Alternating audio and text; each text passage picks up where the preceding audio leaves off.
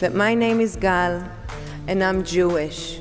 And we have had enough of Jew hatred. Woo! Buckle up, because Gal Gadot has had enough. Yep, you heard that right. Gal isn't playing nice anymore, and Rachel Zegler's little act, it's officially blown up in her face. The live-action Snow White may be out, but nobody's gushing over magical gowns or fairy tale castles. Oh no, what everyone's really buzzing about is the backstage chaos. And honey, it's giving full-on daytime soap opera vibes. Turns out, Gal and Rachel were butting heads hard during production. And while the studio hoped to keep it hush-hush, the cracks are now visible for the whole world to see. But get this, the whole drama didn't start with screaming matches or diva meltdowns. It started with an Instagram post. Yep, one single post on March 21st, 2025. Rachel Zegler thought she was serving sweet nostalgia when she dropped a heartfelt tribute to celebrate the release of Snow White. She shared behind-the-scenes hugs, big smiles, and a bunch of glowing thank yous to the cast and crew. She even said the film was life-changing. It was emotional, it was reflective, and people were loving it. Until they noticed something was missing. Where was Gallium Gadot? Very grateful. We're great. We're exhausted. Yeah, you are. It's messy. What are the age loud. ranges? Not tagged, not mentioned, not even a blurry throwback selfie. Gal played the evil queen, one of the biggest roles in the entire movie. And yet Rachel pretended she didn't exist? Fans went from awe to,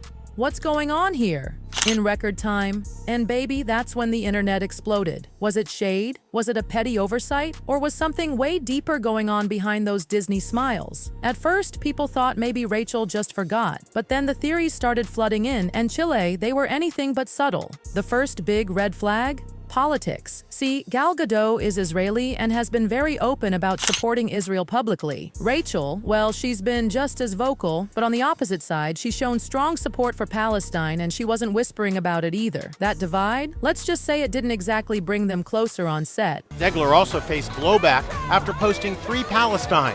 Gadot is from Israel and served in the Israeli army. We would see people not condemning Hamas, but celebrating, justifying, and cheering on a massacre of Jews. Suddenly, those awkward vibes behind the scenes started making a lot more sense. Some insiders even said the vibe wasn't friendly co-worker as much as it was tense truce. It wasn't collaboration, it was survival. But politics were just the tip of the iceberg. Let's talk real-life energy. Gal is 39, a mother of 4, and has been happily married since 2008. She shows up to premieres glowing in couture gowns and serves nothing but grace, poise, and grown woman power. Her whole vibe is classy queen who doesn't have time for mess.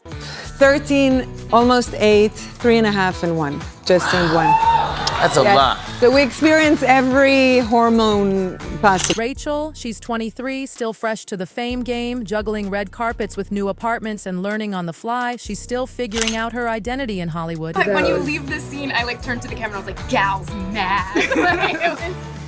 But then you were FaceTiming your kids right after, being like, hey, it's so good. It's like watching two people live on completely different planets. One is sipping tea with her kids before a premiere, the other is trying to survive a viral TikTok scandal. It was never going to be a perfect match, and it showed. And then came the red carpet moment. On March 15th, 2025, both ladies showed up for the big Los Angeles premiere. You'd think it would be all smiles and hugs, right? Wrong. Sure, they posed side by side for the cameras, but fans? Oh, they noticed everything. The stiff body language, the tight-lipped smiles, the way they stood just far enough apart. It wasn't excitement in their eyes, it was tension. Thick, uncomfortable, can cut it with a knife tension. It looked like two co-workers pretending to be besties for a mandatory HR event. Professional? Yes. Warm? Not even close. Every photo became a piece of evidence in the mystery. Did Gal and Rachel absolutely despise each other? But then Rachel tried to pivot. She started talking in interviews about how women in Hollywood shouldn't be pitted against each other, and how we should all support one another as actresses. On the surface, sweet, empowering, uplifting. But she never once said Gal's name, not even a whisper, not a thank you, not a, she was amazing as the queen, nothing. And fans were like, girl, who you fooling? Was she being shady? Was she trying to deflect? Or was it her way of subtly telling the world to move on? What would you say to those who are just kind of overly critiquing the film at this point? You've worked so hard on it. Get her in a coffee. Now let's talk about the poor folks at Disney. You'd think with a massive release like Snow White, the Mouse House would be partying over another billion-dollar hit. Instead, damage, control, mode. Because while the drama was stealing all the headlines, Disney was scrambling behind the scenes. They scaled everything down. No big press tour, no extravagant red carpet blowout, just a soft, awkward rollout like they were hoping nobody would notice. Oh, but we did, especially once people started connecting the dots. Gal and Rachel's tension wasn't just a side dish, it was the main course. And now Disney had a full-on PR crisis on their hands.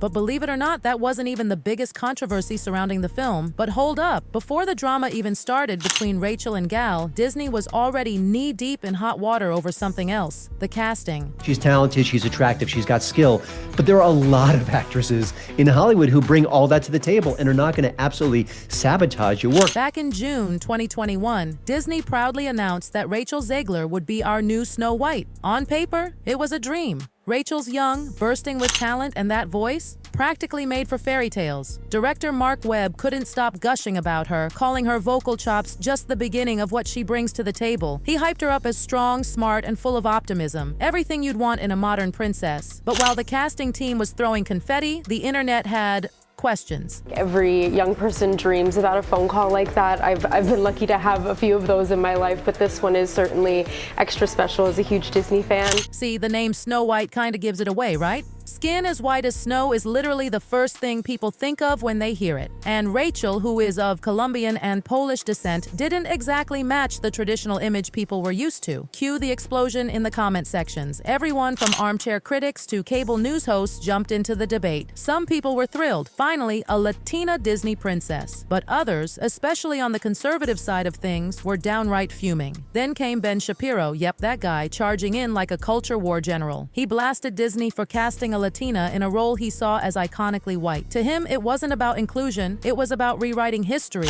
But Rachel? Oh, she wasn't about to sit back and smile politely. She clapped back, hard. She said she was proud to be cast, honored. She was stunned that a role like this was even an option for someone who looked like her. She spoke from the heart about how rare it is to see a Latina actress step into a role that's always been reserved for pale-skinned blondes. It's the most emotional experience that a person can go through to know that what they're working on is something that has reached a generation of people. For so many fans, it was emotional, a moment of real representation. Little girls who'd never seen themselves as princesses were finally seeing someone who looked like them in a tiara and gown. Rachel wasn't just playing Snow White, she was making history. But she didn't stop at the casting. She went deeper. She reminded everyone that Snow White is adored in Spanish-speaking countries too. And now those same communities could feel seen in a way they never had before. Talent, she said, not skin tone should be the focus. It was bold. It was brave. And it lit a fire under both supporters and critics alike. Because here's the thing, this wasn't just about one role. This was about how we tell stories. Can fairy tales evolve with the times? Or are they sacred, untouchable, stuck in the past? Disney made its choice. They went all in, not just with the casting, but with a total rewrite of the story.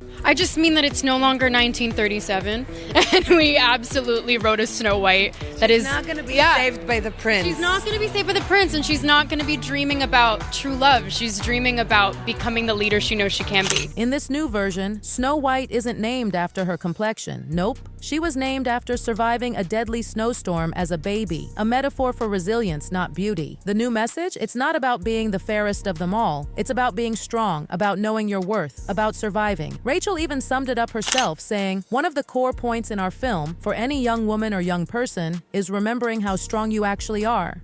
And just like that, a tale from the 1800s got a 2025 remix. But not everyone was clapping. Some fans, especially those clinging to the classic fairy tale, felt the magic was being stripped away. They said the new version lost its symbolism, that Disney was bending too far to be woke. They weren't just mad about casting, they were mad about change. To them, the princess wasn't Snow White anymore, she was Snow Woke. And in the middle of all this firestorm stood Rachel, just trying to do her job, smile through it all, and not get eaten alive by the press. Film historians and insiders tried to bring a little perspective. People like Leonard Maltin reminded everyone, stories evolve. That's the point. They change as the world changes. And if representation helps more people feel seen, then why is that a bad thing? But this was never just about Snow White. It became a cultural battlefield. On one side, you had tradition, fairy tales as they've always been told. On the other, progress, fairy tales retold for a new, diverse generation. And Disney? They threw down their sword and picked a side. They chose inclusion, and it sent shockwaves through the entire industry. But here's the twist. As all this was happening, Gal Gadot stayed eerily silent.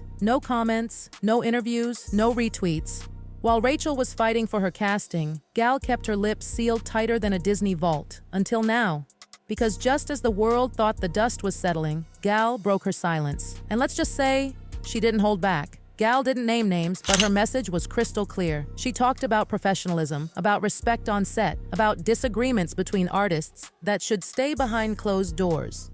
And that's when fans knew this wasn't just a cold shoulder, this was a full-on fallout. Suddenly, Rachel's missing tag, not a mistake. Her vague "women should support women" line, not empowering, just polished PR spin. Gal's statement made it clear something major went down between these two, and it wasn't pretty. The Snow White fairy tale may have gotten a makeover, but behind the scenes, it was pure drama. From political rifts to personality clashes, from casting wars to cold red carpet glares, this wasn't a Disney movie. It was a Hollywood showdown. And as the dust finally starts to settle, one thing is clear. This wasn't just about a role. It was about identity, power, respect, and two actresses from completely different worlds who just couldn't pretend anymore. Just couldn't...